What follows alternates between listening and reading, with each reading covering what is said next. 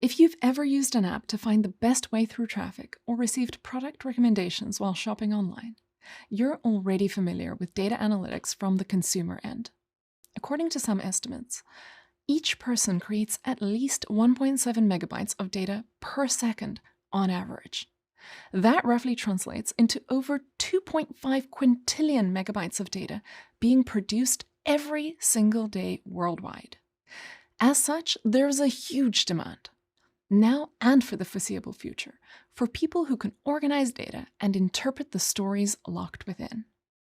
As you approach this career pathway, you're likely to bring practical experience in problem-solving, decision-making, allocating resources, time management, and many other skills that are particularly suited for the job of a data professional. Many companies are searching for candidates to fill positions in this fast-growing, high-paying field. My name is Cassie, and I've been a data scientist since before we called it data science. I lead decision intelligence here at Google, and I'll be your instructor for the first course of this certificate program. Before I became Google Cloud's chief decision scientist, I worked as a data scientist in Google Research, where I was involved with over 400 projects all across Google. One of my favorite things about the data science career is the tremendous variety, especially if, like me, you're a naturally curious person. There are so many different flavors of project and challenge. Some of us choose to work on one project for years, others get involved with several new projects every week. The possibilities are endless. A data professional is a term used to describe any individual who works with data and/or has data skills. At a minimum, a data professional is capable of exploring, cleaning, selecting, analyzing, and visualizing data. They may also be comfortable with writing code and have some familiarity with the techniques used by statisticians and machine learning engineers, including building models, developing algorithmic thinking, and/or building machine learning models. Machine learning is an alternative approach to automation, expressing the way you want a task done by using data instead of explicit instructions. Machine learning is an important component of the modern data professional's toolkit. To train a machine learning model, specialists put a bunch of potential data inputs through algorithms, tweak the settings, and keep iterating until promising outputs are produced. But training a model is only one small step in the professional machine learning journey. Machine learning techniques can also be used for data analytics and exploration with far fewer steps. And that's what you'll learn in this program.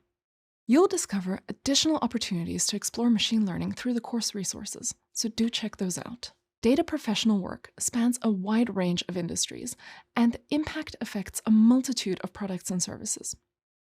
As we'll discuss later, there are also lots of different roles and titles that focus on data professional work. Think of them as data detectives, analyzing and interpreting their findings to reveal the stories within. I'm excited for you to get to meet some of them in this program. Google Career Certificates are designed by industry professionals with decades of experience here at Google. You'll have a different expert from Google to guide you through each course in this program. We'll share our knowledge in videos, help you practice with hands-on activities, and guide you through scenarios that you might encounter on the job. This certificate is designed to prepare you for a job in 3 to 6 months if you work on the certificate part-time. So this program is really flexible. You can complete all of the courses on your own terms and at your own pace. Throughout the program, we'll give you resources that will prepare you to advance in your career as a data professional. As you progress, you'll also build a repository of portfolio projects and a comprehensive capstone project that will showcase your abilities beyond your resume. You'll also have a supportive network of peer learners taking the certificate with you, and you can connect with them in the discussion forums. This program is designed to give you experience by building upon the knowledge and skills that you've developed to this point. Regardless of your experience with data and analytics as you begin the program, you'll learn about different experiences that are relevant and helpful for starting or advancing your career.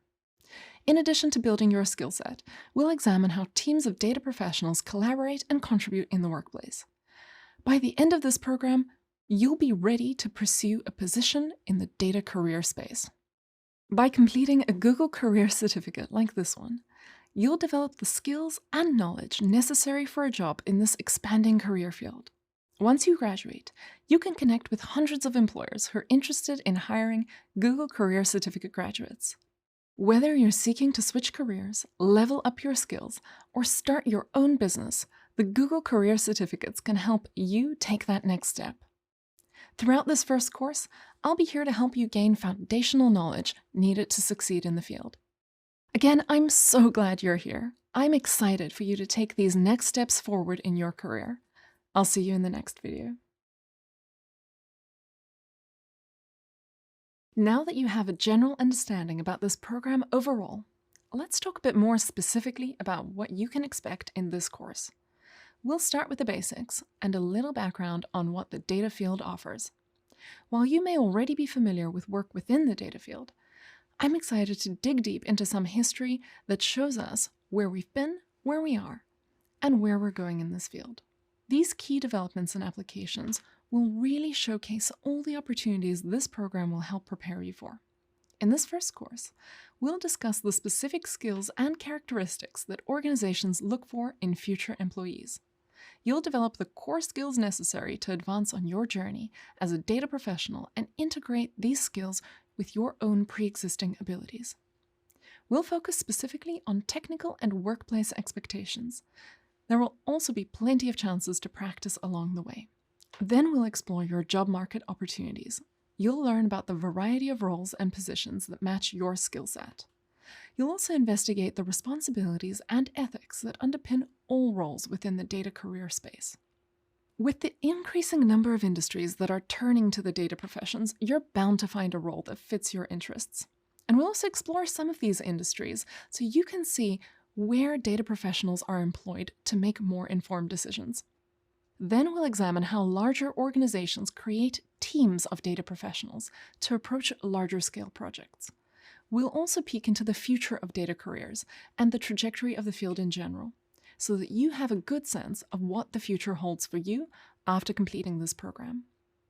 We'll also investigate elements of effective communication and discover how it can empower you as a data professional.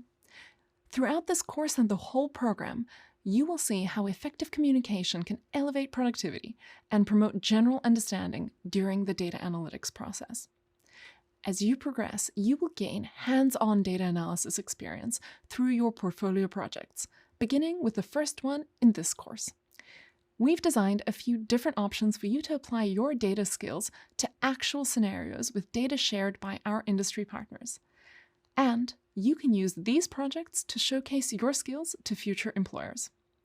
Lastly, our instructors will provide a few career tips and tactics to guide you on your journey. That's a short preview of what to expect later in this course. Next, you'll have the opportunity to go over some resources that'll help you get the most out of this program. I'll see you in the next video.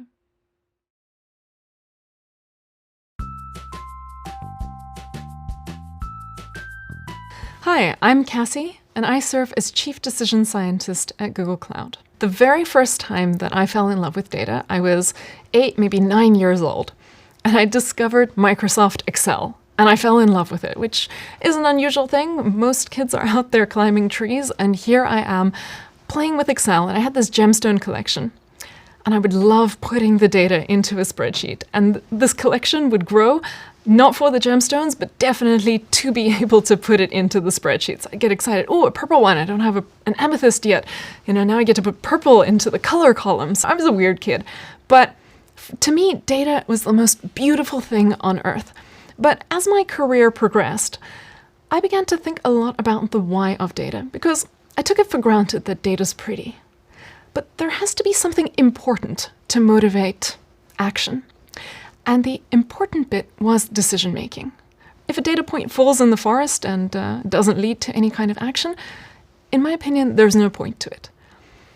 It becomes valuable when it's related to decisions or real-world actions. And so that's why I got really interested in the decision sciences and studied those alongside what we today call data science, even though back then that was statistics, and big data eventually showed up as one of them as well.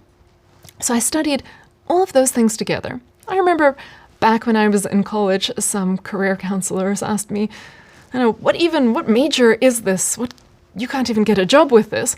Well, today, combining the decision sciences, thinking carefully about the why, plus the data sciences, the information piece, you get to use information to drive better action. And that is what I'm passionate about. A lot of people don't realize that without any courses in data analytics, they are already data analysts. We're all already data analysts.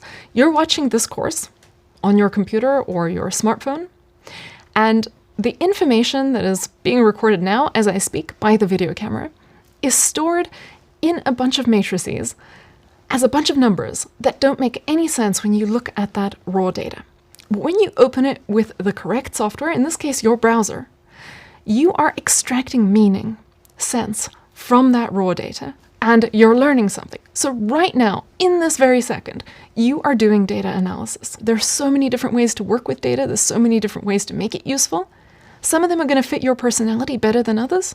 Just guide yourself towards what's most fun, because there's also a lot of different people in these careers, and it's a team sport overall. So they're going to cover the parts that you are less inclined towards. And so just lean in to the most fun that you can have pursuing your individual data personality. Just make it useful, and all the good things will follow. Hello again. Let's discuss some of the course items you'll encounter in your learning journey. In this program, you'll code in Python, discover the stories that data holds, develop data visuals, use statistical tools, build models, and even dabble with some machine learning. Along the way, you'll build a portfolio full of data projects, in addition to this program's capstone. Whether you're looking to switch careers, start a new career, improve your skills, or advance beyond your current role in a company, the Google Career Certificates can help guide you as you take steps towards new opportunities. We've gathered some amazing instructors to support you on your journey, and they'd like to introduce themselves now. Hello, I'm Adrian, and I'm a customer engineer at Google. Together we will explore one of the fastest growing programming languages, Python. You'll learn the basics, which will help you write scripts that perform a number of key mathematical operations on data sets, all designed to help you unlock the stories within data. Hi there, I'm Rob. I'm a consumer product leader. I work on marketing projects here at Google. I'm excited to talk to you about how to tell stories using data. We'll discuss the 6 practices of exploratory data analysis and how to identify the trends and patterns in it. We will also learn about the importance of designing and presenting data visualizations using Python and Tableau, which can help you understand your data and convey it to others. Hello, my name is Evan. I'm an economist and I consult with various teams across Google. Statistics helps you generate more complex ideas from the data itself. In our time together, you'll discover how you can generate insights, draw conclusions, make inferences, create estimates, and make predictions. Hello, I'm Tiffany, and I'm a marketing science lead, and I work with marketing data here at Google. I will guide you through the process of modeling relationships between variables. Together, we'll explore different regression models and hypothesis tests. We'll also talk about model assumptions, construction, evaluation, and interpretation as the means for answering data-driven questions. Hello, I'm Sushila. I'm a data scientist and I work on projects for YouTube here at Google. I'll guide you through building systems that can learn and adapt without a specific set of instructions. We'll discuss how machine learning is transforming the process of data analysis as you construct your own models. Hello, I'm Tiffany, and I lead teams focused on building AI responsibly here at Google. I'll introduce you to career resources and portfolio projects and guide you through the capstone course at the end of the program. I'll assist you with different opportunities and tools that will set you up for success on the job market. And of course, you already know I'll be guiding you through Course 1. This is such a great time to grow and advance your career as a data professional. Your path to a career full of new opportunities awaits. Earlier, I referenced the tremendous amount of data generated each day. It has become a byproduct of modern life. For companies and organizations, all this data can provide insight into the ways they operate and ultimately interact with their users and consumers. To obtain these insights, organizations need people with the ability to access, interpret, and share the stories within their data. Organizations understand that data can inform decision-making and explain consumer trends and user behavior.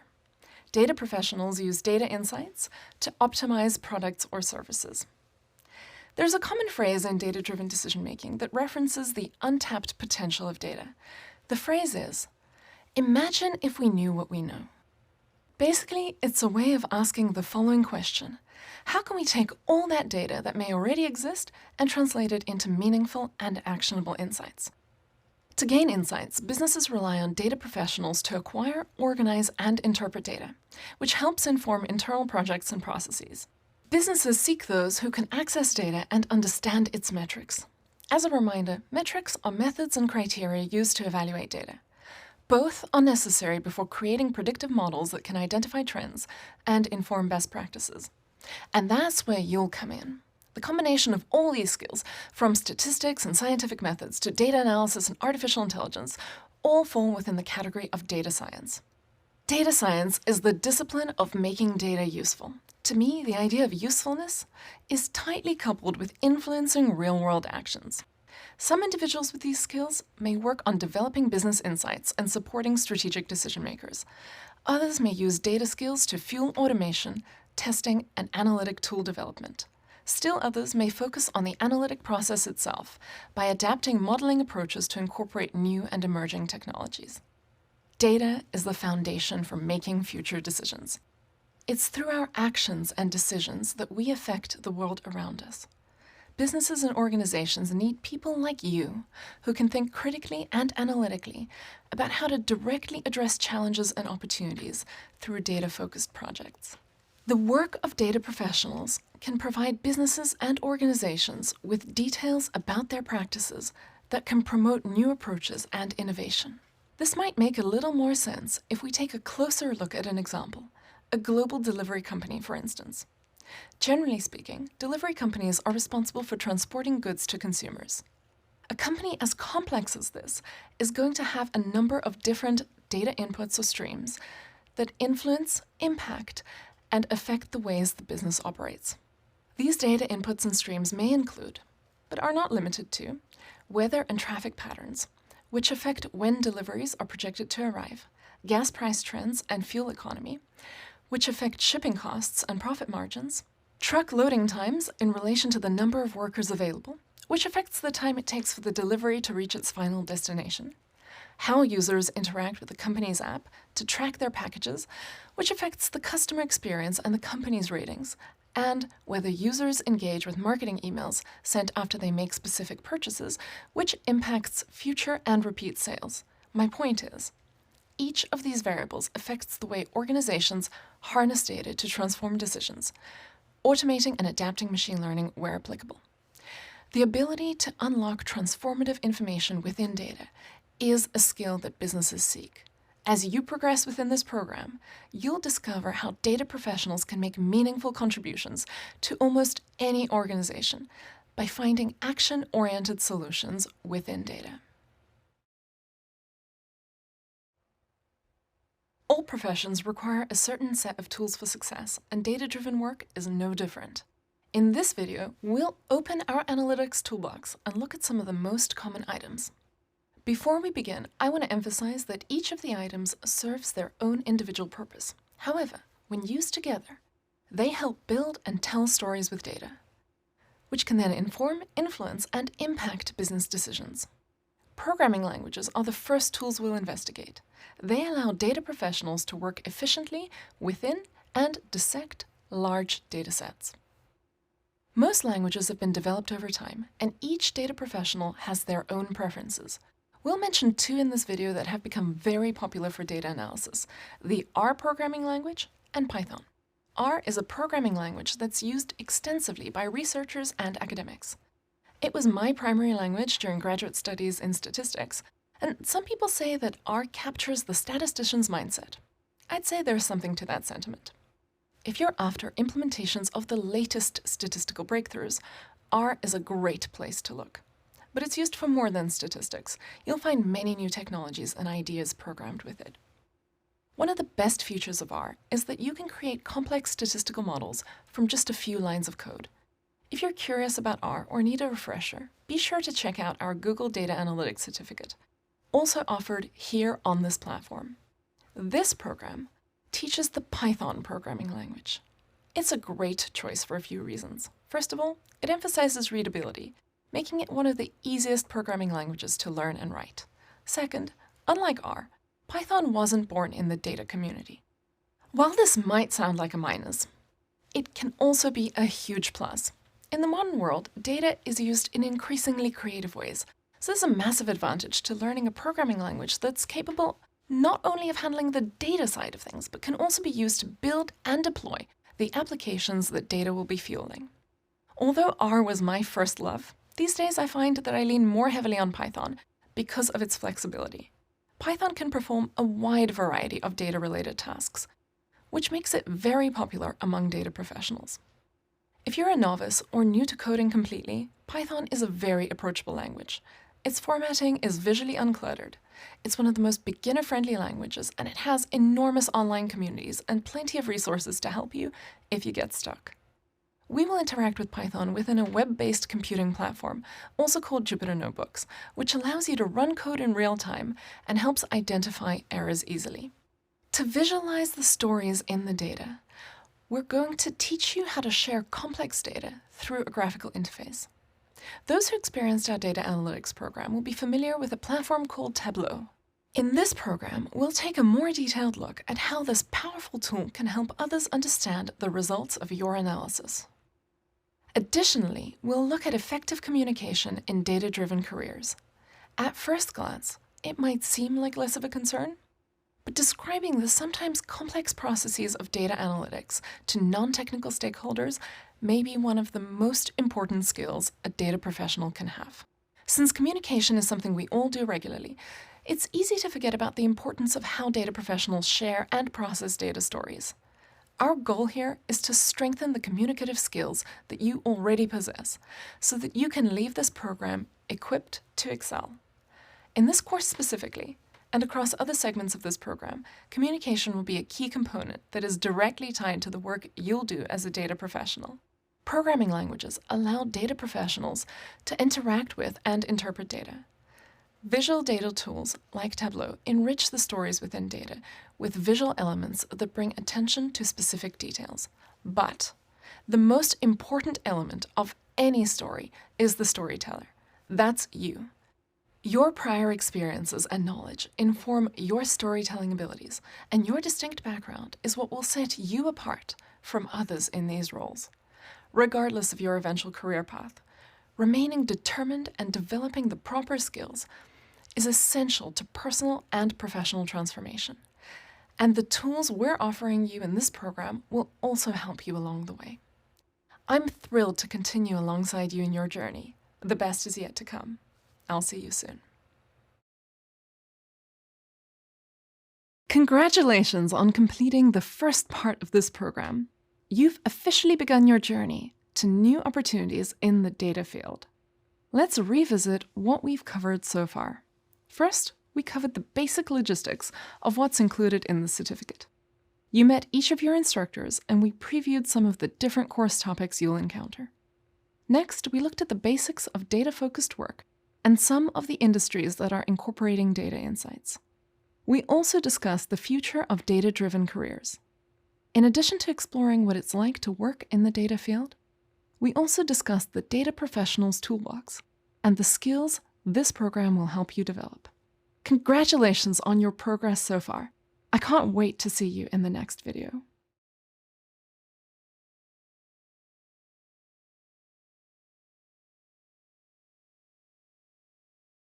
Great to have you back. I'm so delighted to be your guide as you continue on your way to becoming a data professional. As you've been discovering, data can be used in many ways, but no matter how it's applied, the key thing to keep in mind is that knowledge is power. The power to improve your business, your work, your personal life, and the world around you. With all of the data surrounding us, there's just so much potential waiting to be unlocked. I'm so glad that you've chosen to learn more and to be a part of it. And speaking of your learning journey, in this section of the course, we'll start by finding out more about data careers. We'll explore different industries and examine some direct applications of data-driven work. And we'll investigate where data careers are headed in the future. It's such an impactful and rewarding field, and it just keeps getting better. I'm so excited for you to get started. Let's go.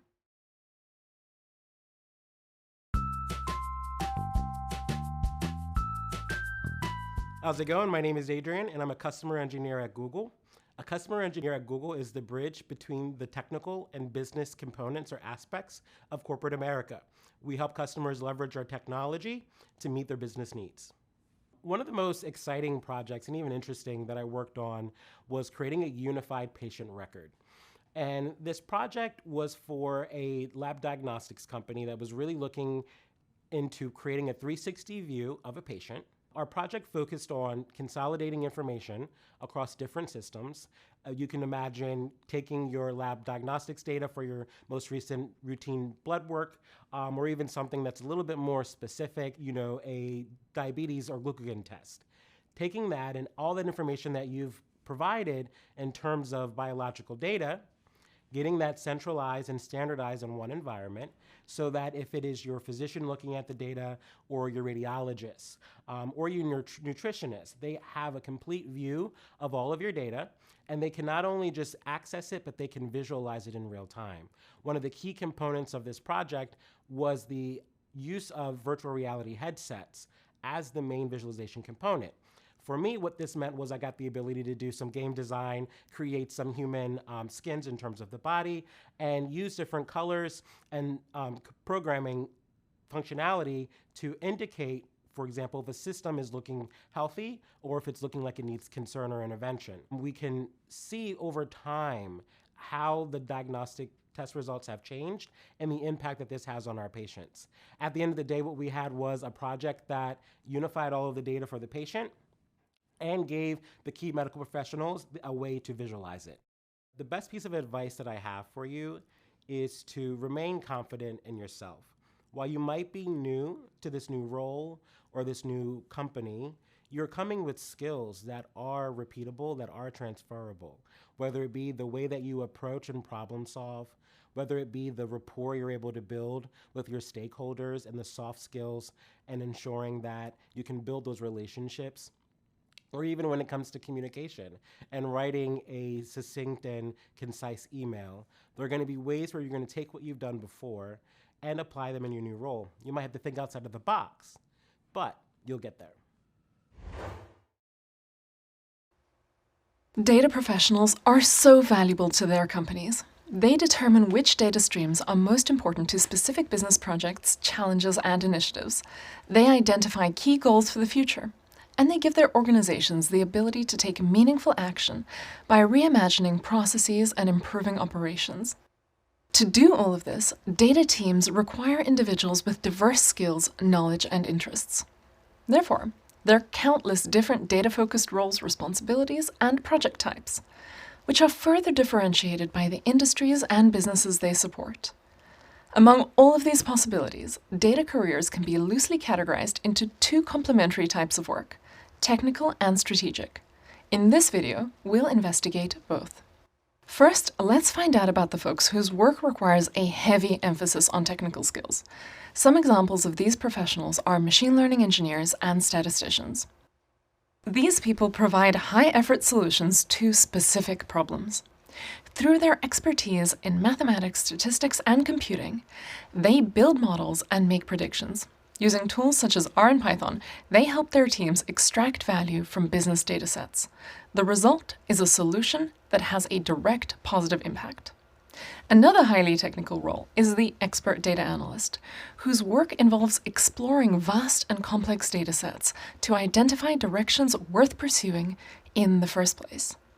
They ensure that an organization's data science efforts are directed as efficiently as possible, bridging the gap between other technical data professionals and the strategic work we'll cover shortly. Like most technical data professionals, you'll learn how to acquire, scale, organize, structure, and manipulate data so that it's packaged in a way that others can work with. In other words, you'll know how to transform raw data into something useful for decision making. Okay, now let's consider data professionals on the more strategic side. These people include business intelligence professionals and technical project managers, to name a couple. Strategic data professionals use their skills to interpret information that affects an organization's operations, finance, research and development, and so much more. Their work aligns closely to the overall business strategy and involves seeking solutions to problems through data analytics. In short, strategic data professionals maximize information to guide how a business works. Sometimes you'll find a company has roles that blend specialist technical knowledge with strategic data expertise, often in unusual and very creative ways. Soon we'll learn more about some of these opportunities, as well as the more specialized technical and strategic roles. And, of course, we'll discover some proven ways to tap into them as a data professional. Lots more to come.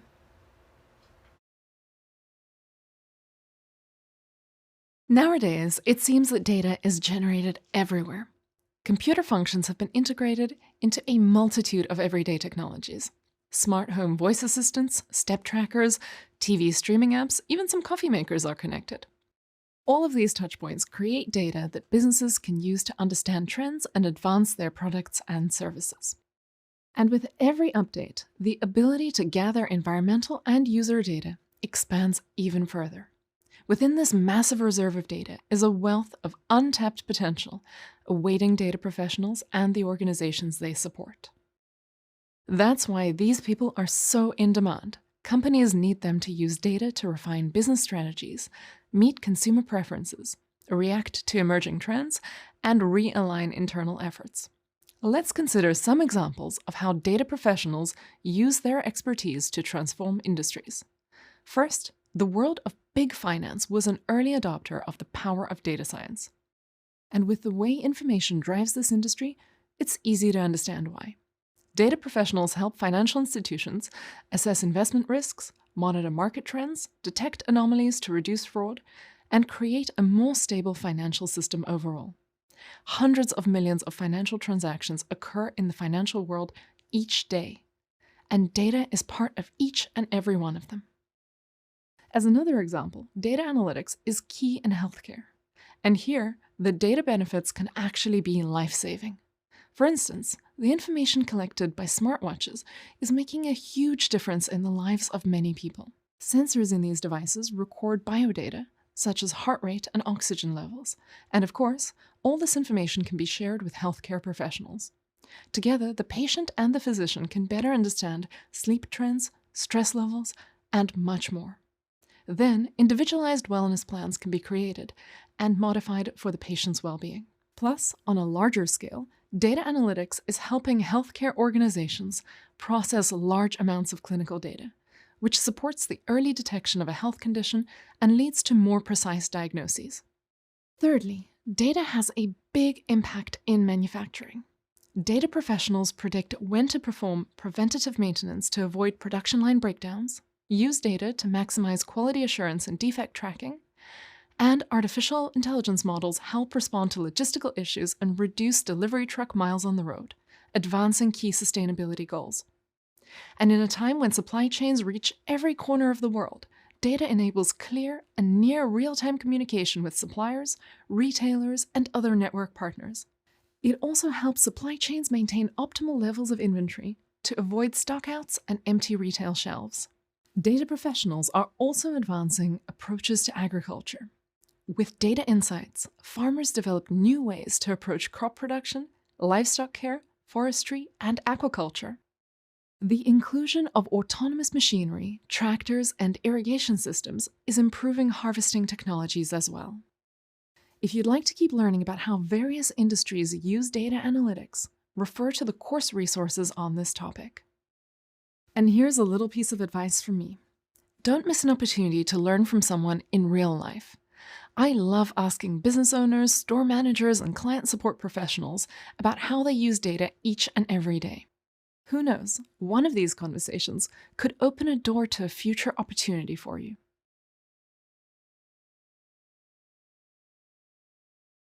Recently, you've been learning about how businesses use data to guide decision-making, answer questions, and solve problems. In this video, we'll investigate how nonprofits use data analysis to pursue their unique goals. Nonprofit groups are created to further a social cause or provide benefit to the public. As the name suggests, their main purpose is not about profit, but to foster a collective, public, or social advantage. There are some very rewarding and inspiring opportunities for data professionals in the nonprofit sector. In particular, data can be applied in order to help these groups more effectively anticipate and respond to the greatest areas of need. For instance, maybe a US charity that provides bicycles for children would like to determine which neighborhoods are most in need. They could ask their data professional to access the US Census Bureau.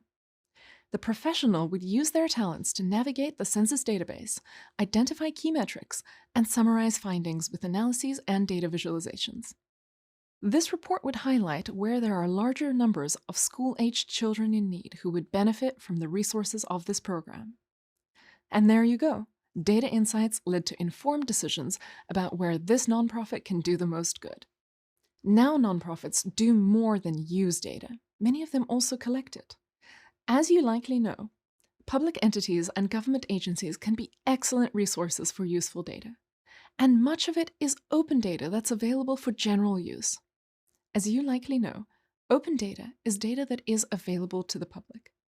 It's free to use, and guidance is provided to help navigate the datasets and acknowledge the source.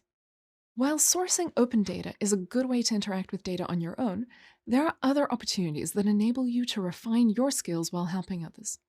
Data volunteers contribute to many projects that help nonprofits benefit communities all over the world. To find out more, here are some organizations to check out. First, the Data Science for Social Good Foundation was launched at the University of Chicago back in 2013. In 2020, they joined forces with UNICEF to analyze various aspects of air pollution around the world to help monitor children's health.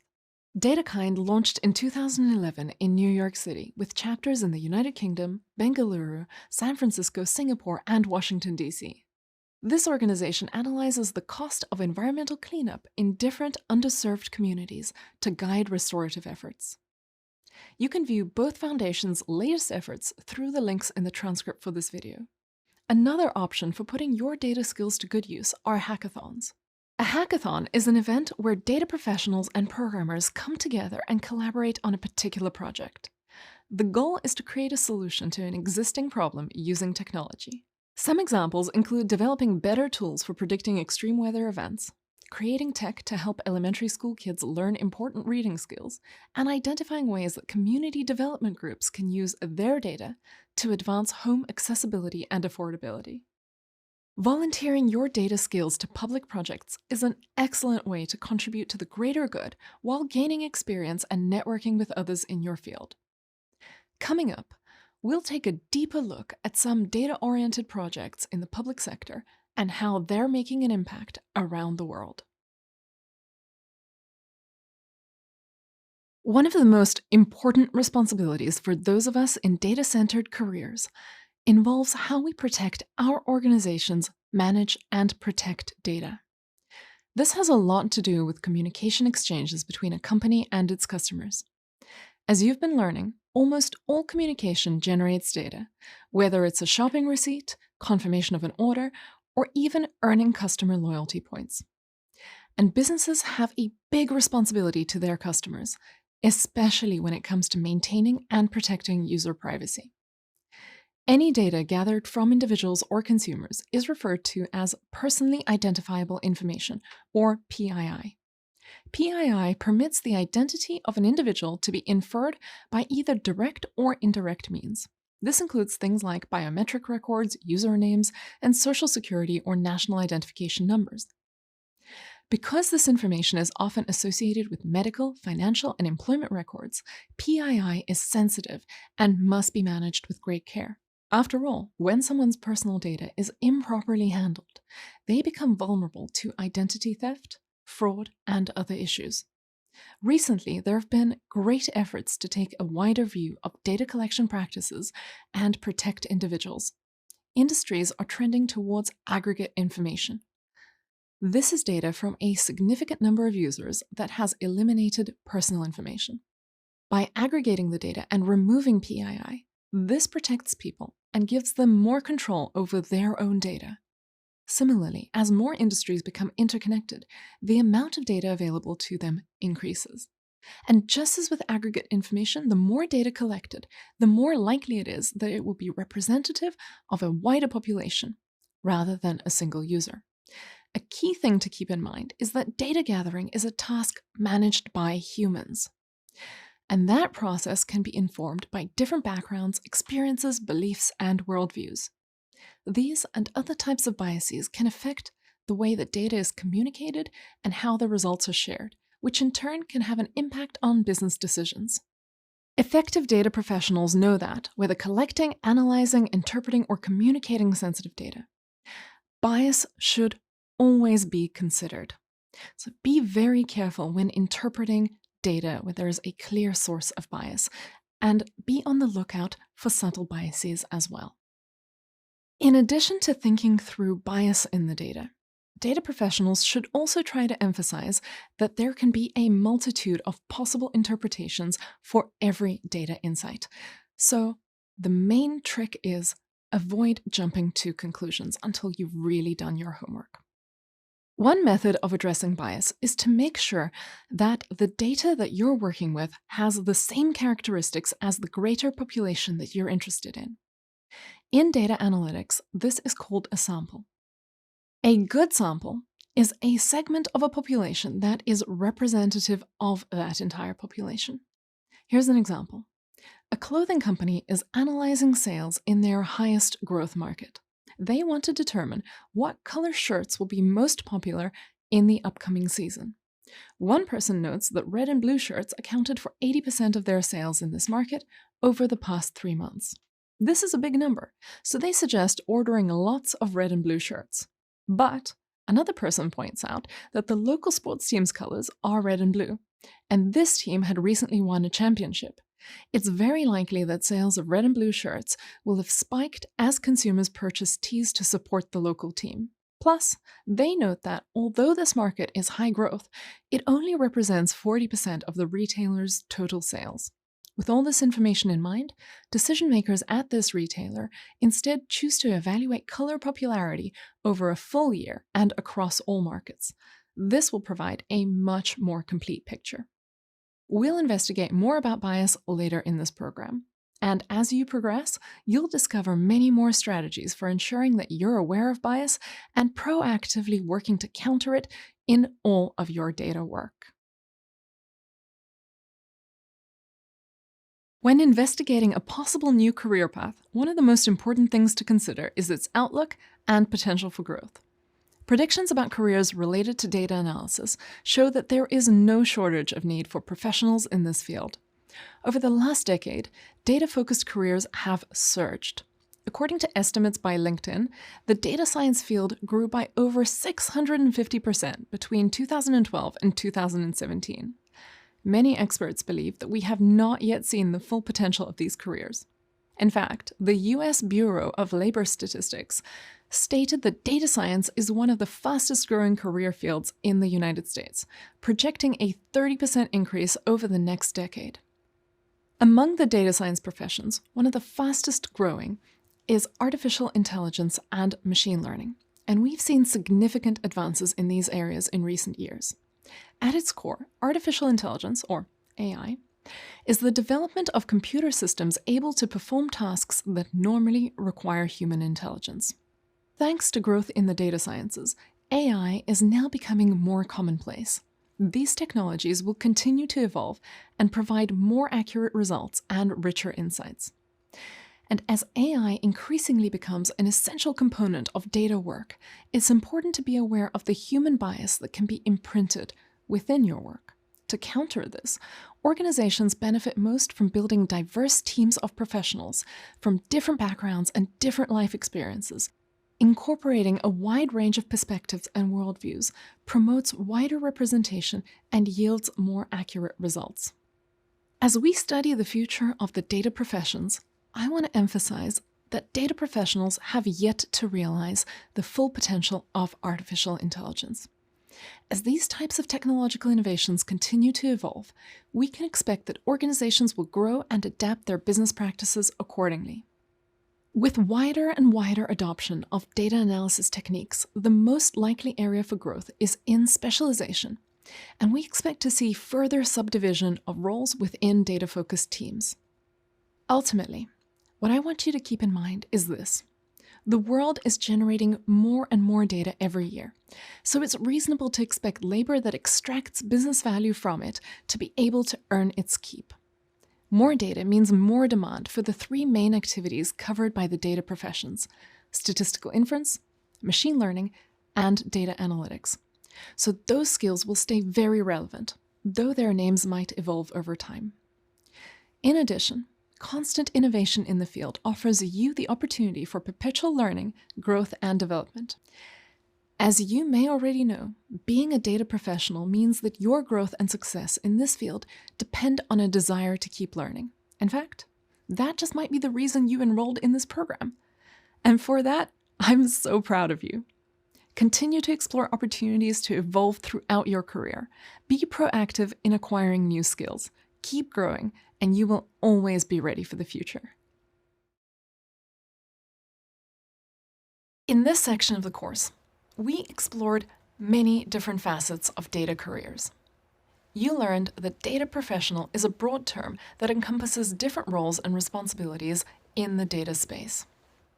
You discovered that the work we do in this field involves countless possibilities, such as determining important data streams, identifying and focusing on future business goals, and reimagining internal and external processes.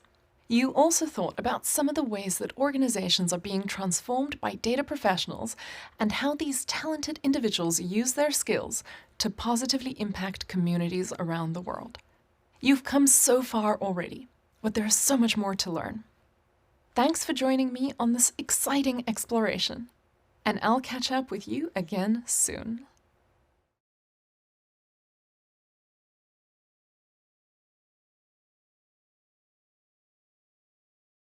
Welcome back. I'm really excited to share this section with you. We'll start by looking at some of the skills needed in the data field today. We'll look at what happens after you land a data position and what to expect in those first few weeks on the job. We'll investigate some of the roles within the data professions and take a closer look at the general categories that you'll encounter. Then, we'll explore the importance of networking and building relationships within an organization. We'll also look at the responsibilities of different data professionals. So let's get started. See you in the next video.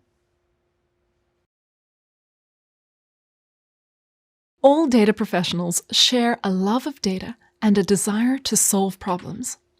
While wearing their analytics hat, data professionals lay out the story that they're tempted to tell, and then they poke it from several angles with follow-up investigations to see if it holds water before bringing it to their decision makers. In doing so, they rely on their programming and investigative skills to guide others towards informed decisions.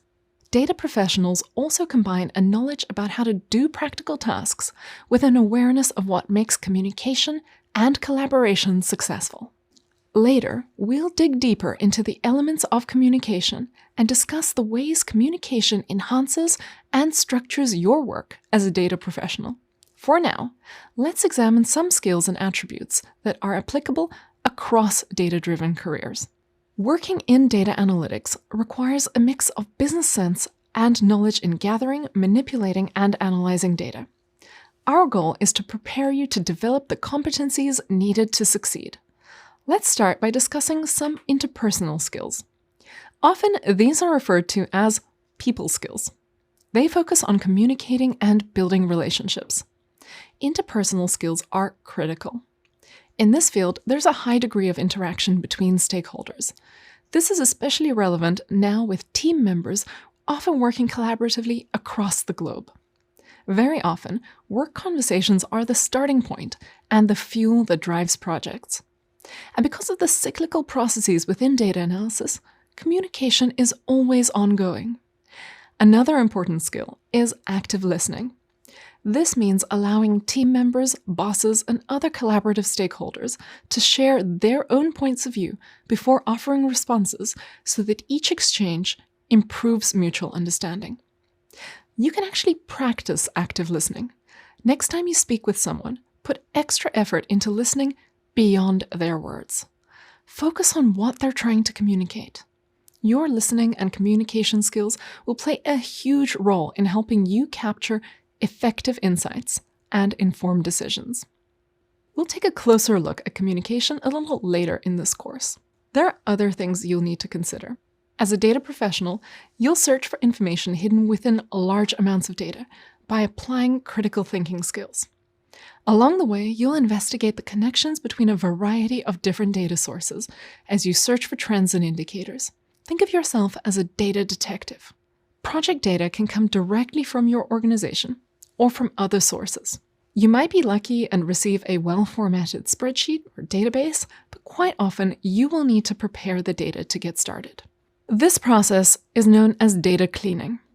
This is where the data is reorganized and reformatted. The goal is to remove anything that could create an error during analysis.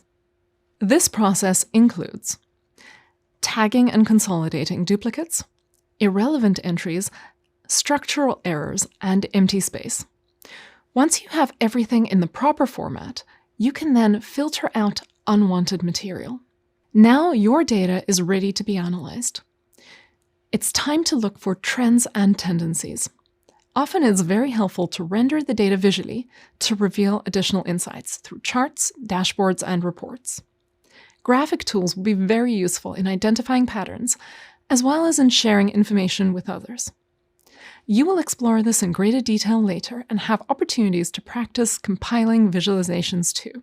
You'll also learn about more advanced skills like building models and machine learning algorithms.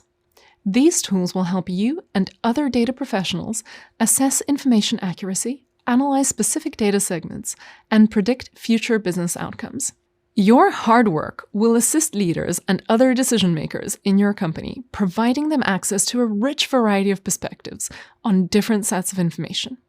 With demand for data analytics increasing across all types of companies and businesses, you will likely find opportunities in an industry that you are personally interested in. Next, we'll take a look at working in the data field.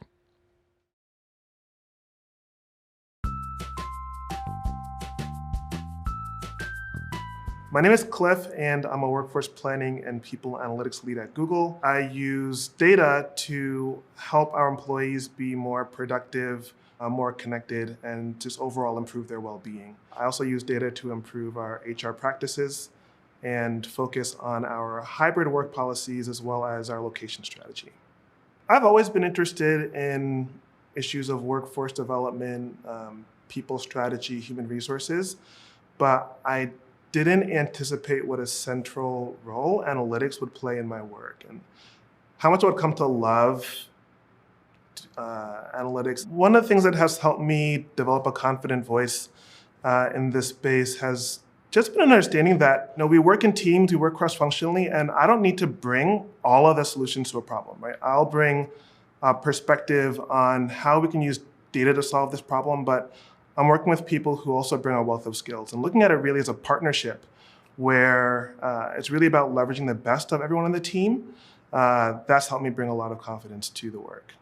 My go-to strategy for communications when working with partners is to first set up a few low-stakes meetings just to understand what their broader business goals are. I'm not even thinking about the specific project we're working on, but more broadly, how do they define success? That helps me understand where the work that we're doing fits into the context of their bigger picture.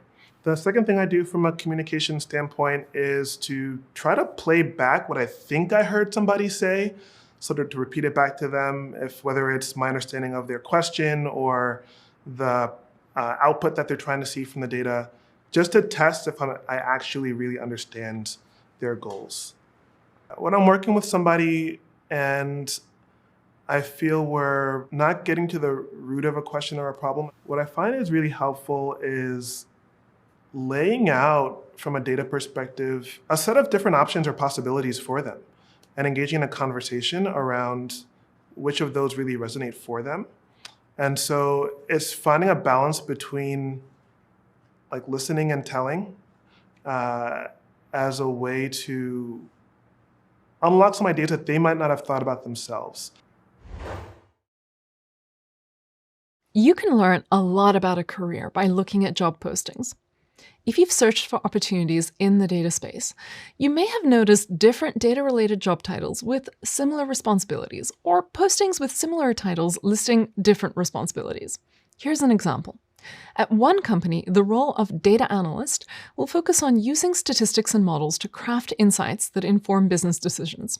Another job with the same title at a different company may focus on optimizing the tools and products that automate analytical processes.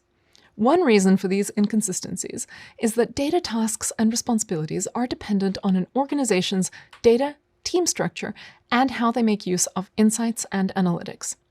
As such, some organizations choose to be very specific with responsibilities. Others leave job tasks quite broad in scope. That's why this program refers to the field as a career space. With that said, when you're comparing positions that have similar titles, I encourage you to classify them based on the skills used in their day-to-day activities. Two of the most common titles are data analyst and data scientist. These can cover a wide range of job responsibilities, many of which you'll gain experience with in this program. Traditionally, a data scientist was expected to be a 3-in-1 expert in data analytics, statistics, and machine learning. But not all employers use these conventions when writing their job descriptions. Generally, any role that includes analytics expects candidates to be able to function as technically skilled social scientists, looking for patterns and identifying trends within big data sets. Also, they develop new inquiries and questions as they uncover the stories inside their data. Their hard work can help steer a company's future actions and guide decision-making. They allow their organizations to keep a finger on the pulse of what's going on in the business, interpreting and translating key information into visualizations such as graphs and charts, allowing every stakeholder to understand their findings. At times, they may be tasked with creating computer code and models to recognize patterns in the data and make predictions. When you investigate job postings, you'll encounter other titles with similar responsibilities. For example, junior data scientist entry level, associate data scientist, or data science associate. All of these roles include a mix of technical and strategic skills to help others make informed decisions. In your career, you might encounter other professionals in roles that use data and analytical skills. Some of these may overlap with the skills you will learn, but these roles are specific to certain tasks or are supervisory positions. Let's take a look at a few. Data scientists depend on systems within their companies to collect, organize, and convert raw data. Designing and maintaining these processes are some of the most important responsibilities of a data engineer. Their goal is to make data accessible so that it can be used for analysis. They also ensure that the company's data ecosystem is healthy and produces reliable results. These positions are highly technical and typically deal with the infrastructure for data, usually across an entire enterprise. You also need to have the ability to get data before it even makes sense to talk about data analysis. Most of the technical work leading up to the birthing of the data may comfortably be called data engineering, and everything done once some data have arrived is data science. Similar to how a data engineer oversees the data infrastructure, there are data roles that manage all aspects of data analytics projects for a company. Insights managers or analytics team managers often supervise the analytical strategy of the team or of the organization as a whole. As a data analyst, you will likely report to someone working in this capacity. They are often responsible for managing multiple groups of customers and stakeholders, and they're often a hybrid between the data scientist and the decision maker. Since this combination of skills is rare, these positions are often more difficult to fill. This role can have other titles like Analytics Team Director, Head of Data, or data science director. You may encounter another job role in your scan of job postings, business intelligence engineer or business analyst. This role is highly strategic, focused on organizing information and making it accessible. BI analysts synthesize data, build dashboards, and prepare reports to address specific needs for a business or requests from leadership. If you're interested in learning more about business intelligence and its opportunities, I encourage you to look into the Google Business Intelligence Certificate. Now that you have some idea of the roles found within the data analytics career space, we will begin to take a closer look at how data professionals function within their larger organizations. Compared with many other professions, the data career space is relatively young. This application of data-driven work in organizations has grown exponentially in the last several decades, which means there are many different opportunities and much job security for you in the future. Now that organizations have the technical capacity to take on their own data-focused work, they're looking for people like you with the right skills to fill these jobs. Traditionally, companies have filled jobs in the data career space with those from computer engineering backgrounds or from statistics. Increasingly, there's been a shift towards de-emphasizing engineering and instead promoting analytical skills. These skills can be learned in different forums, like the program that you're currently enrolled in. Let's look at a scenario. Let's say that an enthusiastic and enterprising person, that's you, is starting a new position at a company as a data professional. Your company is a recognized leader in its industry. Its workforce spans the globe, and you are its newest member. It's your first day on the job, and you are ready to start working. During your orientation, your company grants you systems access and onboarding documentation. You're starting to have a clearer picture of how information is generally shared with employees. You still have many questions about the responsibilities of the position. Later, you watch a video from the quarterly review meeting led by a company executive. Watching the presentation, you get insight into the quarterly budget, recent client interactions, and some general information on an upcoming project. You now have a broad understanding of the company. At this point, you still lack details about your specific responsibilities. During your first week, you're invited to a virtual meeting of the data professionals involved on the project that you've been assigned to. As each data professional outlines their job responsibilities, you take note of the differences among them. After each participant speaks, you begin to realize that not all data tasks are universal, and that many data professionals end up adapting to meet the needs of the current project and the needs of the data. When you're new to a job, I would discourage you from over-specializing immediately. Instead, taking on a variety of tasks within a project is a great way for newer data professionals to continue developing their skill set. As a member of a larger group of data professionals, you're able to observe and learn from your team members. Once the analytical process is complete, the results of the project will need to be shared, allowing everyone in the organization to have access to the information. This includes building user-friendly interfaces and communicating the findings to different departments. Working for a large company means that there's a good chance that you will be dealing with vast amounts of information. This will require more work than a single data professional can reasonably provide. Because of this, you might encounter scenarios where organizations have created teams of data professionals. Throughout the rest of this section, you'll take a closer look at how complex organizations are incorporating data professionals through data teams and the division of responsibilities within these teams. Hi, I'm Tiffany, and I lead teams focused on building AI responsibly here at Google. I've served in the United States Army, worked as a consultant, and have worked as a program manager in privacy and machine learning fairness. Data and having a rich understanding of data has always been an important part of my job. Today, we have more data available to us than ever before, and it's important to be able to derive insights to help decision makers make the best possible decisions.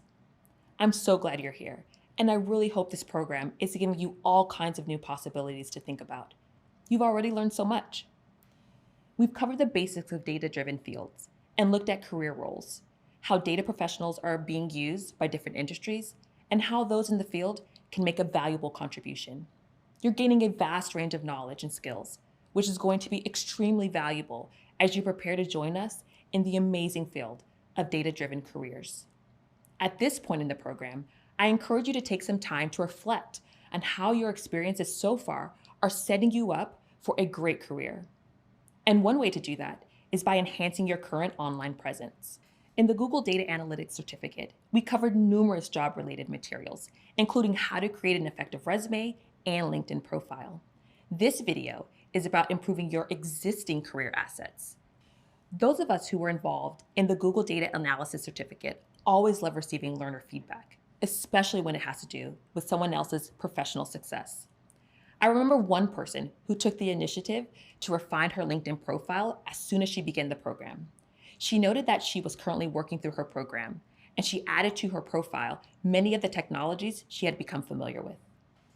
Well, not long after, she saw an advertisement for her dream job. Even though she was early on in her DA education, she decided to apply for it.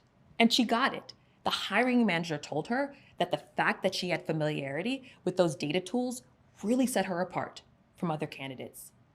There are tons of stories just like this one that prove the value of having a compelling and professional LinkedIn presence. So let's get into that now. A professional online presence enables you to better connect with others in the field. You can share ideas, ask questions, or provide links to a useful website or an interesting article in the news. These are great ways to meet other people who are passionate about data-focused jobs. Even if you're already part of the community, strengthening your network makes it even more dynamic. LinkedIn is an amazing way to follow industry trends, learn from thought leaders, and stay engaged with the global data analytics community. And of course, it has job boards and recruiters who are actively looking for data professionals for all sorts of organizations and industries. So it's a good idea to always keep your profile up to date and to be sure to include a professional photo. Beyond that, consider including a link to some of the relevant projects you've done in data analytics, such as the portfolio project you'll work on during this program. As you continue expanding your online presence to represent the work you're doing in data analytics, the connections you make will be an important part of having a truly fulfilling networking experience. Plus, there are also many rewarding in-person networking opportunities, which we'll explore soon. See you then.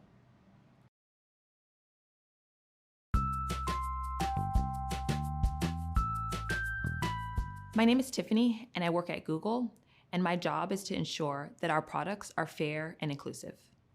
My first role in data analytics probably harkens back to my time spent in the United States Army.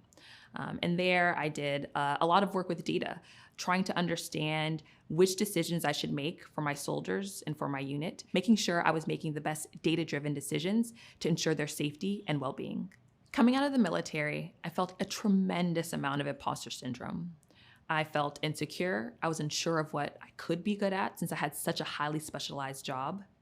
But I talked to a lot of mentors, a lot of friends that encouraged me and told me about transferable skills. Some of the skills that I gained in the Army were very, very clearly helpful to me in my career today. The one that stands out to me the most is the ability to frame a problem. So the ability to think about what someone needs, the data that you have, and how to connect in the middle, how to frame it out so there's no scope creep, so that you have a very crisp and clear articulation of the problem and a very clear and crisp articulation of that solution set. And I learned that in the military. And I continue to build upon my skill base, continue to go online and read books and shore up that knowledge. And over time, I became more and more confident of what I could accomplish and the things that I could reach for. All of the courses that I took, all of the hard work, all of the imposter syndrome, really all led me to the job, my dream job that I have today. It's important for people that have non-traditional backgrounds or non-traditional paths to get into a certificate program such as this, because we know that education's uneven, opportunities are uneven. I'm one of the first people in my family to go to college, to get an education, and being able to do so has opened up so many doors for me. And so many of you may be in the same situation.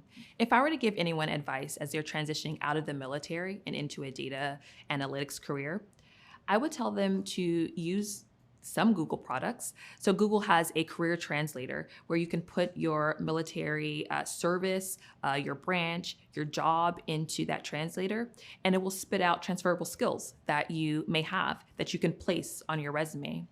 I'd encourage you to take the leap of faith and get rid of and shed the imposter syndrome and apply for as many jobs as you can. And finally, I would encourage everyone to try to find someone who works at the company. Try to get that referral. Be bold on LinkedIn. Be bold on other platforms. And just try to make your way into the job that you see yourself in. Recently, you learned about the value of maintaining a professional online presence and connecting with others in the data field. As I noted, there are many professional networking sites, such as LinkedIn, that are well worth your time and involvement. But here's something that many people don't realize. Some of the best opportunities are never actually shared on a networking site. Sometimes there are professional opportunities that are not publicly advertised by the employer. There are lots of reasons why some positions are not posted. Maybe an employer is concerned about revealing details about confidential projects to its competitors through a job posting. Or perhaps the company HR department doesn't have the resources to review a flood of applications. Often a business may choose to use a recruiter instead of posting jobs. So let's start exploring how you can increase your visibility to access more opportunities through building valuable relationships. After all, the more people you connect with professionally, the greater your chances are for being referred. Be sure to follow best-in-class organizations and visionary business leaders on Twitter, Facebook, and Instagram. Interact with them and share their content. If there's a post you like, consider commenting with a response or a thank you. You can also search for data field webinars featuring interesting speakers, and many of these events are free. This is another fascinating way to learn while connecting with peers, colleagues, and experts. And there are also lots of blogs and online communities that focus on data fields. Data and tech companies will often talk about what's new and important from their point of view, but there's a growing community of bloggers and podcasters who offer great perspectives of their own. Now let's move to in-person networking opportunities. The easiest way to find events is by simply searching for data science or data analytics events in your area. You'll likely discover a wide range of engagement opportunities, from more formal conferences and seminars to casual meetups and get-togethers. Nonprofit associations are also wonderful resources and may offer free or reduced rate memberships for students. In addition to networking, learning from a mentor can positively influence your career and life. As you may know, a mentor is someone who shares knowledge, skills, and experience to help you grow both professionally and personally. Mentors are trusted advisors and valuable resources. The first step in finding a mentor is to determine what you're looking for to narrow down your potential list. Think about any challenges you face or foresee and how to address them in order to advance professionally. Then consider who can help you grow in these areas, as well as fortify your existing strengths. Share these things openly when you formally ask someone to be your mentor.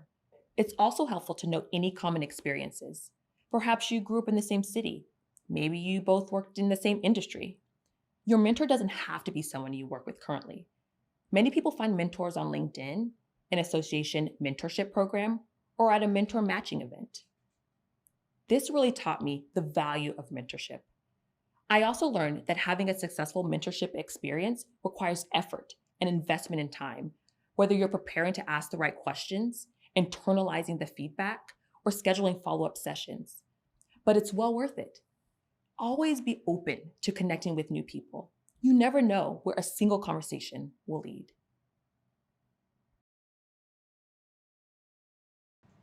Congrats on your progress so far and on taking meaningful action to advance your career. I wanted to let you know about some of the great career building activities and resources you'll encounter in the rest of this program.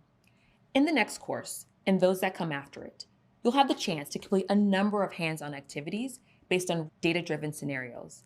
They'll let you put what you're learning into practice and help you discuss your skills with hiring managers in a concrete way. Be sure to save your work from these activities.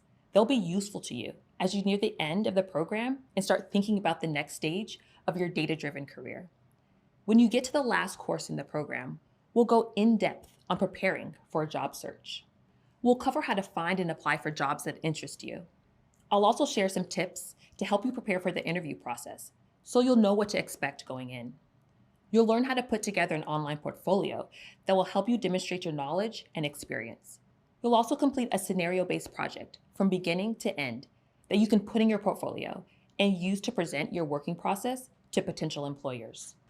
With your past working and educational experiences, your career journey will be unique to you. But whatever path you choose, the knowledge and resources you gain from this program will give you a strong start. You've accomplished so much already, and there's so much more to come. Good luck on the next part of your journey. I'm excited to meet up with you again soon. As you approach the end of this section, let's take a few moments to review some key concepts before moving ahead. We saw that the data career space has experienced amazing growth over the last decade. Future predictions indicate that this should continue. You discovered that all kinds of companies and organizations are looking to drive their future decisions with data, which is creating opportunities for data professionals. Additionally, we saw that innovation is the engine driving this continued growth. You also discovered that data skills and tools are becoming more universal. At the same time, experts foresee a continued specialization of roles within the different fields. We were introduced to artificial intelligence and saw how it has become an important tool for data professionals. We also took a brief look at some of the common roles and responsibilities in today's data professions. While we reflect on the information we've covered so far, please remember that you're not taking these steps of personal and professional growth alone. One of the most beneficial resources available to you is our discussion board. Take advantage of the opportunity to interact with like-minded learners and gain knowledge from their experience. Coming up, we'll take a closer look at the skills needed by data professionals, and we'll investigate how larger organizations incorporate data analysis. I'm looking forward to joining you as we continue your journey. I'll see you in the next video.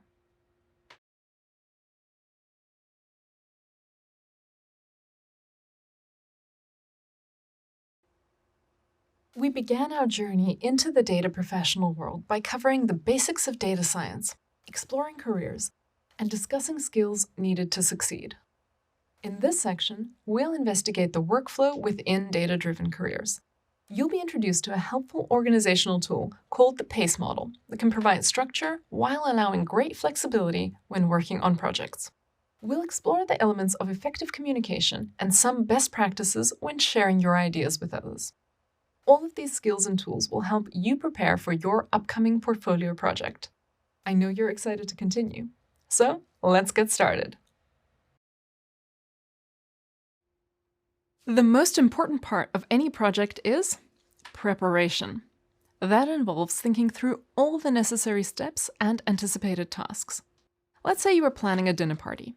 You would start by planning the theme, menu, the guest list, and all the other details.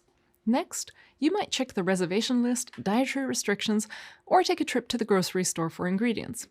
Afterward, you would return home to prepare your dishes, clean your space, set up the table, and get ready. Because you set up so much beforehand, the evening will be awesome. While this scenario may be fictional, or not, it offers some wise advice. As a data professional, being able to visualize data, predict outcomes, and quickly pivot away from obstacles makes you a problem solver and a great asset to any organization. Benjamin Franklin once said, "By failing to prepare, you are preparing to fail." After almost 3 centuries, it still applies to something as simple as a dinner party or as complex as a deep space mission. Regardless of the project, having a structural framework in place for how to get that work done can be immensely beneficial. I've done a lot of data science consulting in my time, and one of the most common problems I've seen is teams coming to me thinking that they need advice on which tool or equation to use, and all of us finding out during the meeting that they're solving entirely the wrong problem. All the math in the universe won't help you if you don't point it in the right direction. But it's easy to get excited about those nitty-gritty details and rush headlong into a waste of time. The best teams I've worked with have adopted a framework to help them focus on the most impactful actions in the most efficient order. and they've had the discipline to use it to stay on track instead of running off into the weeds. For those of you who completed the Google Data Analytics Certificate, you'll recall a structure for the data workflow that was divided into 6 phases: ask, prepare, process, analyze, share, and act. This framework is quite useful for a multitude of projects, but often with bigger datasets, you need more freedom and flexibility. The PACE framework designed for this program offers the same workflow and structure, but in a simpler way. PACE is a framework developed with input and feedback from our team of data professionals. The intent of PACE is to provide an initial structure that will help guide you through projects. The goal is to lay a foundation upon which you will develop your own workflow practices. The PACE framework helps you solve problems and make judgments quickly and efficiently. PACE is an acronym. Each one of the letters represents an actionable stage in a project: plan, analyze, construct, and execute. In the plan stage, you'll define the scope of your project. You'll begin by identifying the informational needs of your organization. This is where you'll want to ask yourself questions like the following: what are the goals of the project? What strategies will be needed? What will be the business or operational impacts of this plan? Taking inventory of the project and the tasks required will help you get a better understanding of the context of your work and prepare for success. During Analyze, you'll engage with the data. You'll start by preparing it for your project. Here, you'll acquire the necessary data from primary and secondary sources, and then you'll clean it, reorganize it, and transform it for analysis.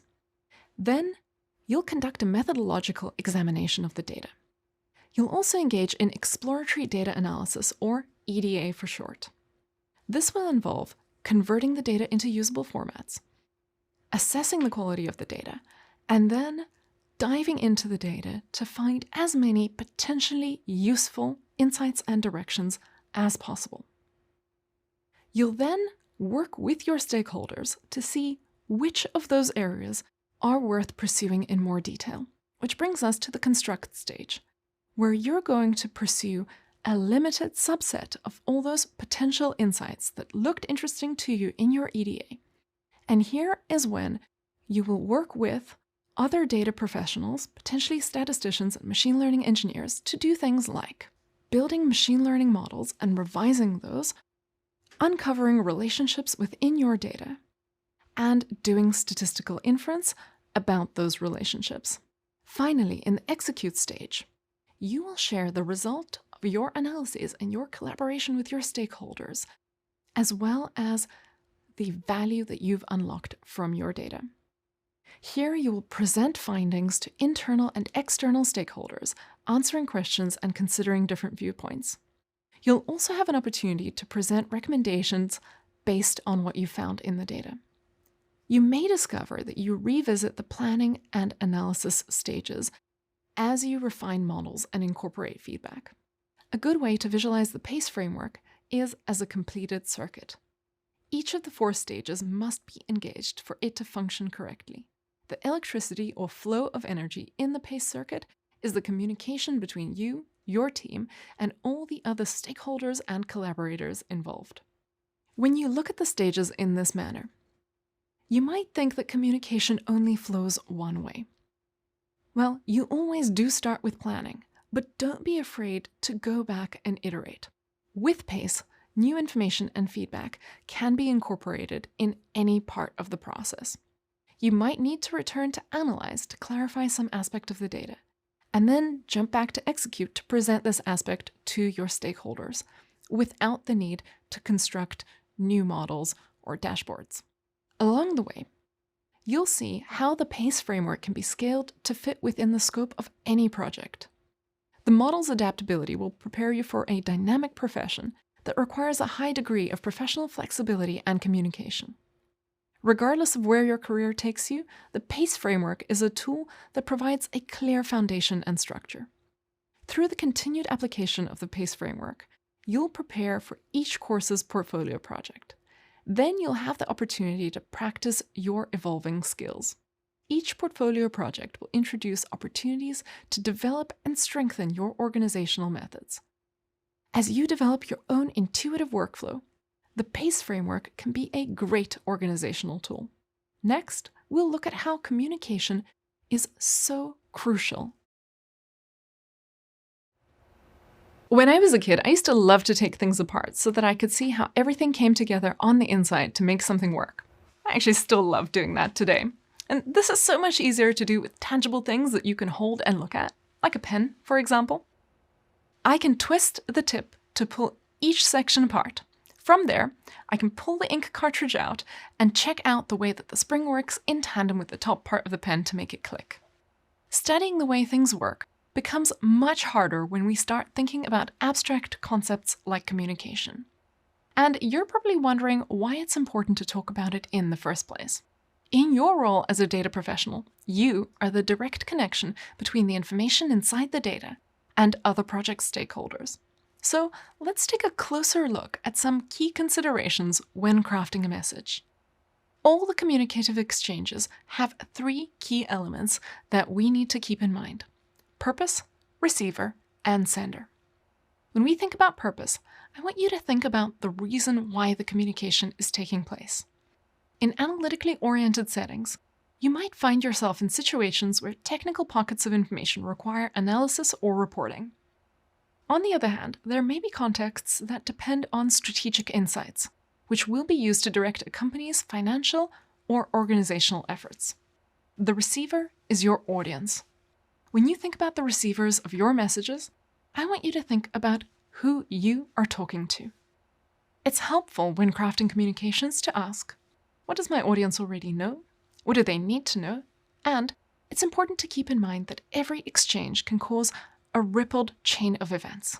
As a data professional, you're often working as part of a distributed team across an organization. And that's why a message shared with one receiver may be used for reporting with or to others. The sender is the person responsible for crafting that message or communication. Yes, you. You're the sender. The sender is a crucial part of any communicative exchange. As the sender, I encourage you to think about the following. What's your relationship to the receivers? What's your role in this exchange? Are you reporting insights? Are you pitching ideas? Or are you identifying potential data inputs? Also, what personal biases might affect the message you're trying to share? At the heart of the relationship between purpose, receiver, and sender is the message or communication that you intend to share, which is impacted by all 3 elements. For this reason, the same message might be shared in dramatically different ways when the purpose and the receivers change from scenario to scenario. For example, you might know a data professional working on a complex project. They've been involved since the project was sparked by an idea in a meeting. The way they articulate the project pitch, structure, research, models, and findings will change depending on whom they're talking to. With non-technical audiences, they're much less likely to focus on details about the code used to program the model, and instead they'll focus on the impact of the project. When the audience shifts to other colleagues, your friend may instead choose to be very detailed about the code and project logistics. In both cases, the overall message exchanged, that is, information about the project, was the same. How it was crafted, the details included, and the way the information was organized, that's what was different.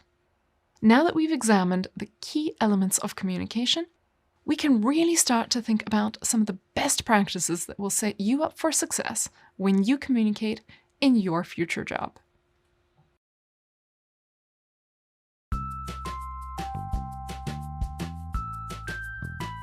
My name is Molly, and I'm an analytics manager on Google Photos.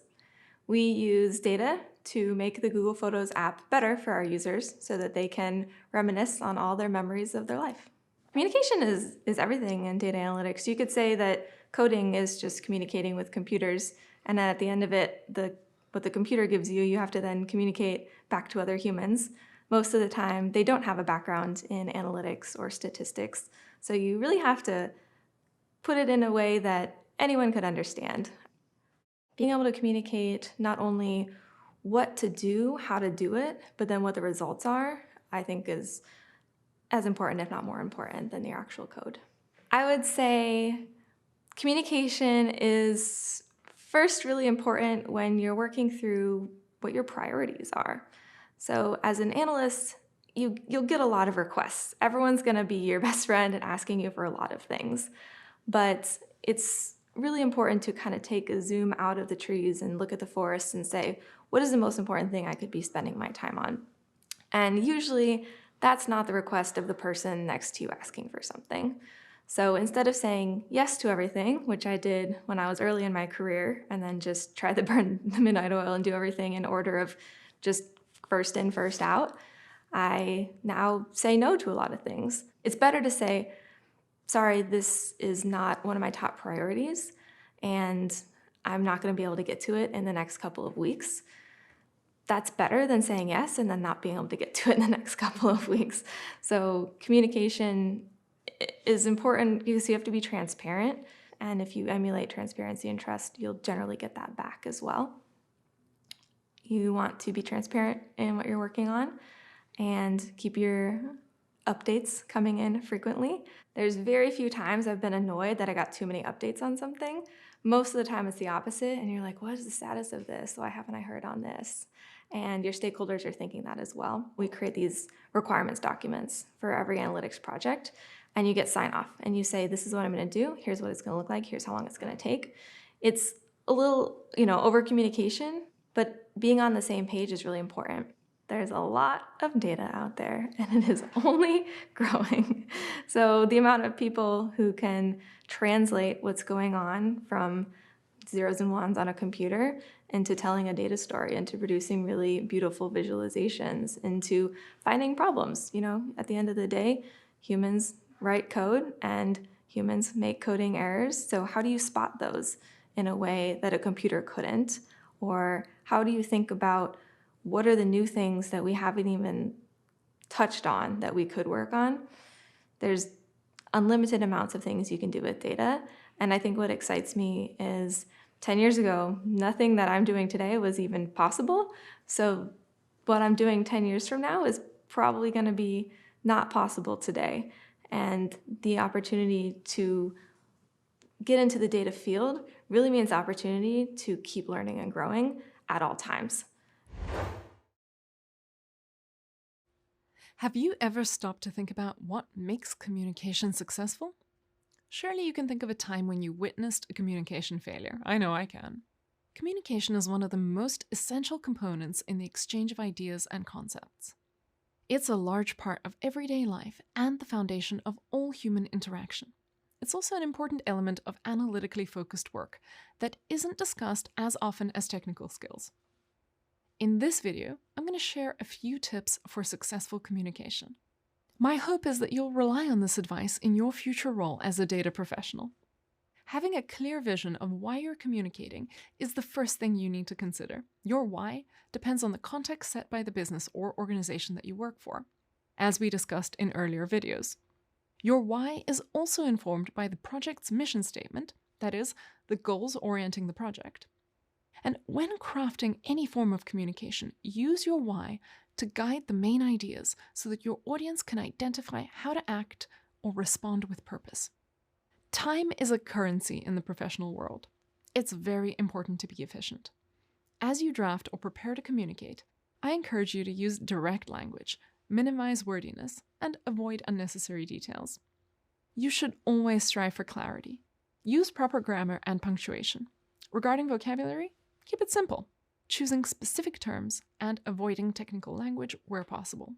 Break complex ideas into shorter sentences, especially when addressing a diverse audience of professionals from outside data analytics. This will make the points within your communication easier to understand and remember. You may recall from earlier videos that I mentioned the 3 key elements of communication.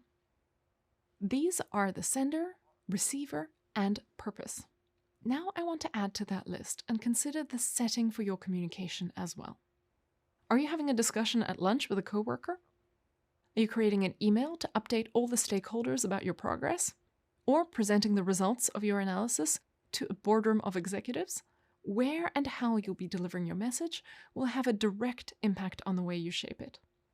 Let's use a simple example to help illustrate effective communication. Like using a hose to water a plant. The straighter the hose, the better the water flows. Now, bend the hose or tie a knot into it, and the flow of water is interrupted. In this analogy, the water is like the intended message. The hose is whatever method you've selected to deliver your message. Knots in the hose symbolize misunderstandings within the mind of your audience. When the knots are created, the free flow of information stops, even if you continue to deliver information. As a data professional, you may find that a significant aspect of your work involves your ability to communicate with non-technical audiences. Your goal should be to meet your audience where they are. What I mean by that is, you want to be efficient in your communication and tailor it to the people you're sharing information with. Depending on how familiar they are with what you're sharing, you'll likely want to break down technical concepts into simpler terms. Avoid jargon, acronyms, and technical buzzwords.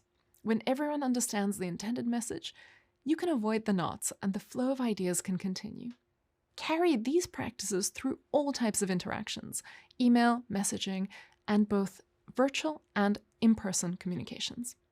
As you continue throughout the program, consider ways that you would communicate the technical concept you're acquiring to different audiences. Also, remain focused on the purpose and setting of your communication.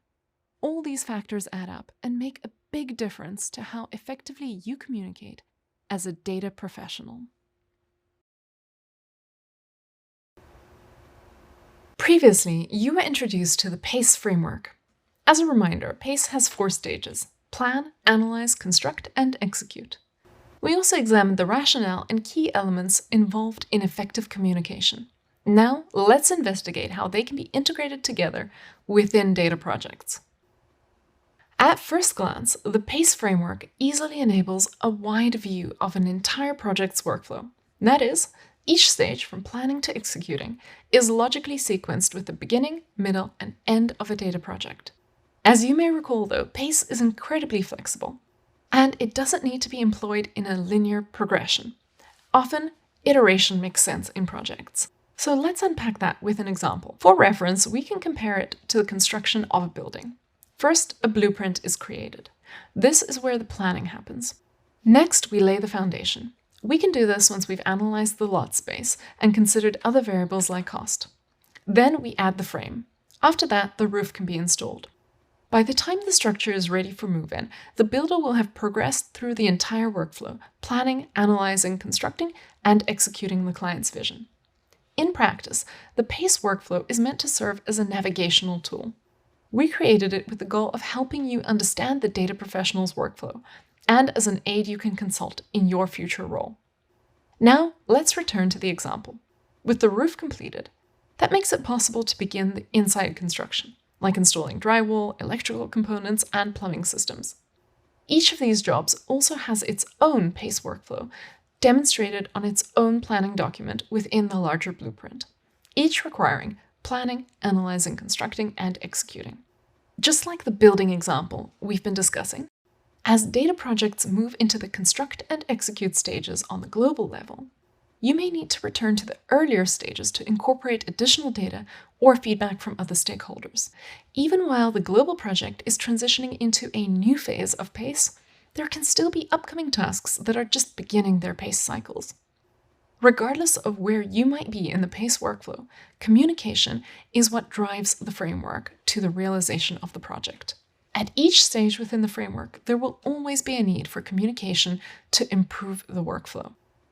This could be asking questions about your data, gathering additional sources, updating stakeholders on progress, or presenting findings and receiving feedback.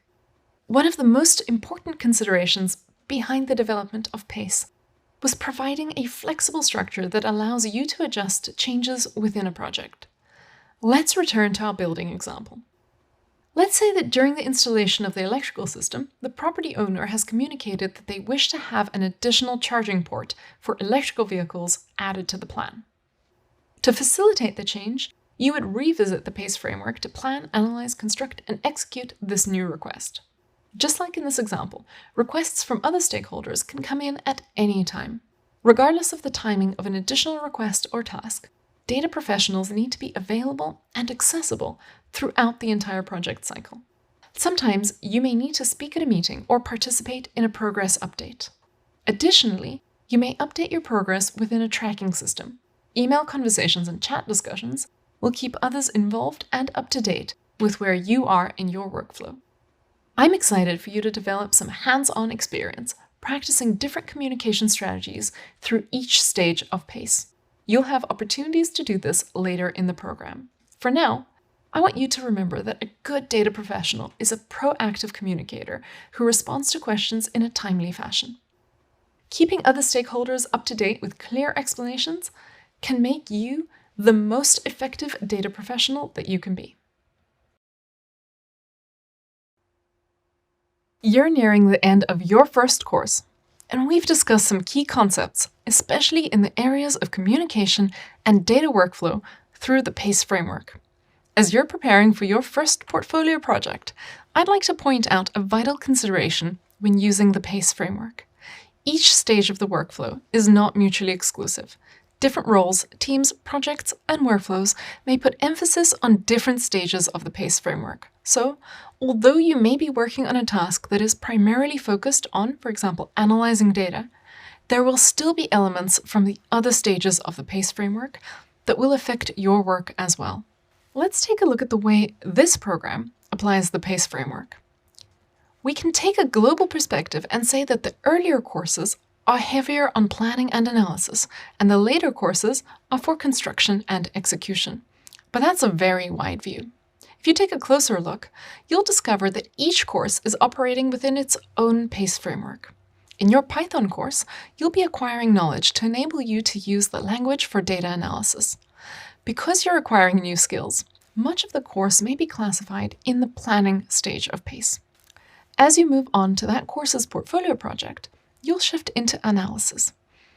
But this will have elements of planning, constructing, and even execution as you create the final product. Next, you'll learn how to prepare data to reveal the stories within. Here, you'll lean into the analyze stage. As you become familiar with the foundations of statistics, you'll continue analyzing data, and you'll construct some new tools for your toolbox that you'll apply in your portfolio project. While you're exploring regression, you'll extend your experience in the analysis stage and put it into practice by constructing data models. You'll also practice executing by summarizing the results and insights to provide value to your stakeholders. Advanced modeling will further expand your analysis and construction skills within that particular portfolio project. And even while you're expanding your knowledge of career resources, you'll be operating in the planning stage as you collect information, the analysis stage while processing information about the job market, and the constructing stage while assembling your resume and portfolio. You'll have an opportunity to bring all your newly acquired knowledge and skills together in the capstone project. Here, you'll have the chance to use the entire PACE framework through scenarios and data provided by our industry partners. Even though some stages are more prominent than others in each course, you'll still see evidence of all the stages throughout. You could look at PACE as the scaffold that surrounds the exterior of a building. With this scaffold in place, different tasks within the building can use the same workflow structure without disrupting the entire project. As you can see, the PACE framework is an excellent way to help guide you as you gain knowledge and confidence. Understanding how to classify tasks and proactively interact will help you develop good habits and eventually develop your own professional workflow. You've reached the end of the data workflow overview. You've covered a lot of material and concepts. Great job! You saw how the PACE framework can be used to help structure and guide you through projects. Next, we learned about effective communication and how it can be used within the PACE framework. We looked at the external factors that can have an impact on data analysis. We also looked at the external factors that can have an impact on data analysis, like bias within data. As you're preparing for the weekly challenge, don't forget that you can review any of the materials we covered. In the next section, you'll begin working on your first portfolio project. I wish you the best of luck.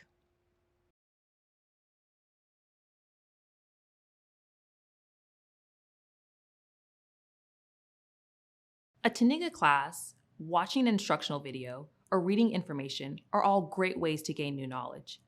However, there's nothing like applying that knowledge. When you actually do something, This really helps confirm that you understand what you've learned. This concept is called experiential learning, which simply means understanding through doing. It involves immersing yourself in a situation where you can practice what you've learned, further develop your skills, and reflect on your education. Experiential learning gives a broader view of the world, provides valuable insights into your particular interests and passions, and helps build self-confidence.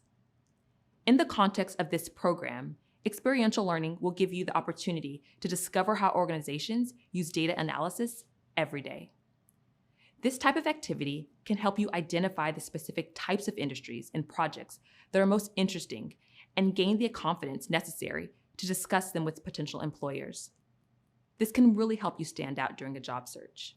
Soon, you'll put experiential learning into practice by working on a portfolio project. A portfolio is a collection of materials that can be shared with potential employers. Portfolios can be stored either on a public or personal website. They can be linked within your digital resume or any online professional presence you may have, such as your LinkedIn. Your portfolio project for this course will involve using the PACE model to set up tasks of a project. Creating a portfolio project is a useful opportunity since companies will often ask you to complete some type of project during the interview process. Employers commonly use this method to assess you as a candidate and gain insight into how you approach common business challenges. Completing this portfolio will prepare you if you encounter this situation when applying for data-focused jobs. Coming up, you'll be introduced to the specifics involved in your portfolio project. You'll also receive clear instructions to follow. As you begin working, consider the knowledge and skills you've acquired in this course and how they can be applied to your project. Within each portfolio project, you'll prepare a PACE strategy document. This will help you identify key points within each project to share with the hiring manager, such as the many transferable skills you've gained. A transferable skill is a capability or proficiency that can be applied from one job to another. Highlighting your transferable skills is especially important when changing jobs or industries. For instance, if you learned how to solve customer complaints while working as a host at a restaurant, you could emphasize the transferable skill of problem solving when applying for a job in the data field. Or maybe you learned how to meet deadlines, take notes, and follow instructions while working in administration at a nonprofit organization. You could discuss how your organizational skills are transferable to the data analysis field. The point is, you've developed the ability to problem solve or keep things organized in one role. You can apply that knowledge anywhere. There are all kinds of transferable skills that you can add to your resume. Reflecting on your transferable skills and the notes you take in your PACE strategy document will help you consider how to convey technical concepts clearly. This will also help you demonstrate how you would apply your expertise across all kinds of tools and scenarios in the data career space. And by the time you're done, you'll not only have a very useful data analysis process document, but also a comprehensive set of artifacts for your portfolio. Sounds exciting, doesn't it? Let's get going.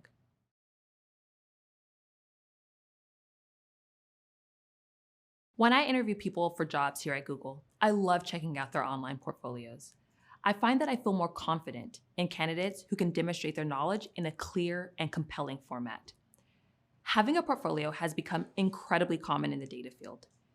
During a job hunt, it's so valuable to showcase your ability to understand business scenarios, communicate effectively, and use tools to solve complex problems.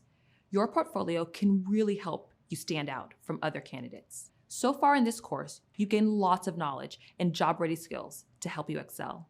You've discovered the role of data professionals within an organization and typical career paths. You've explored core analysis practices and tools and witnessed how data professionals use them to make a positive impact. All of these things will help you successfully complete your portfolio project. In addition, you will apply what you've learned about team members, stakeholders, and clients, such as their particular roles or priorities. You'll begin by reading the specific project you'll be working on. This reading will describe the type of organization you're working with, the people involved, the business problem to be solved, and other key details. This will enable you to further define the project, understand the stakeholders, and consider key questions to answer in order to achieve a successful result. Then you will create a PACE strategy document outlining the project's purpose, stakeholders, deliverables, and much more. In this document, you will begin to integrate the PACE model to identify steps at each stage in the project. For each portfolio project, you will continue to use the PACE model to guide you.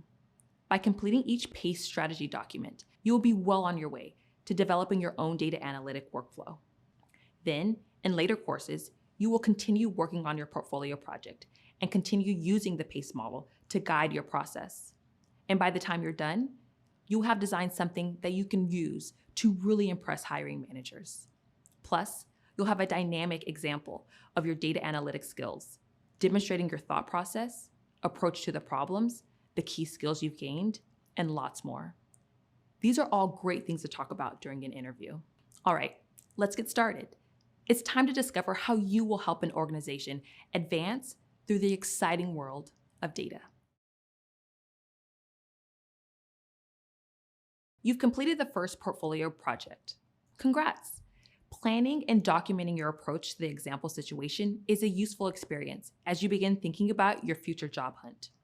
Soon, you'll be able to impress hiring managers by discussing your data professional experience, including understanding stakeholder requests, establishing a clear and straightforward project plan, and completing an effective strategy document.